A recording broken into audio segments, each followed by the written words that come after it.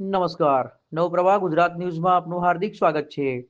આનંદીથી પુનિયાદનો માર્ગ અતિ બિસ્માર બનતા વાહન ચાલકો પરેશાન.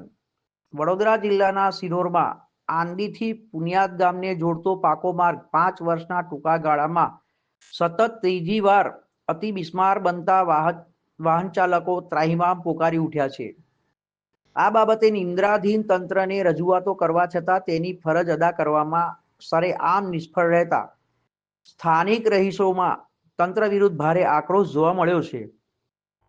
પુનિયાદથી આંદી ગામને જોડતા માર્ગ પર હાલ ઠેર ઠેર મોટા ખાડાઓ પડ્યા હોય. પુનિયાદ ગામના એક જાગૃત નાગરિક દ્વારા તારીખ 18 ફેબ્રુઆરીના રોજ રૂબરૂ કચેરી ખાતે પહોંચી રજૂઆત કરી હોવા છતાંય આજ દિન સુધી કોઈ કાર્યવાહી કરાઈ નથી.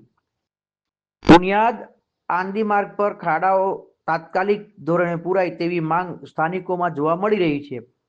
ત્યારે આ અંગે શું કાર્યવાહી કરે છે તે જોવાનું રહ્યું. મારું નામ પટેલ ભાવિનભાઈ દિલીપભાઈ, પુનિયાદ ગામ સરપંચ.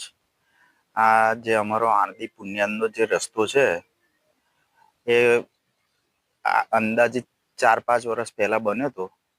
અત્યારે એની પરિસ્થિતિ બહુ જ ખરાબ થઈ ગઈ છે.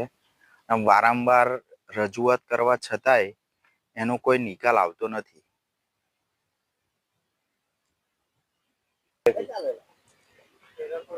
એક આ રસ્તામાં જે મટીરિયલ વાપર્યું છે એ પણ હલકી ગુણવત્તાનું હોય એવું લાગે છે, કેમ કે 4-5 વર્ષ થયા છે. રસ્તાની હાલત બહુ જ ખરાબ થઈ ગઈ છે અને વારંવાર રજૂઆત કરવા છતાં એનો કોઈ રસ્તો નીકળતો નથી. અને સરકાર આ અધિકારીઓને જ્યારે રજૂઆત કરવા જઈએ છે તો એ ઊંઘતા હોય એવું લાગી રહ્યું છે અમને.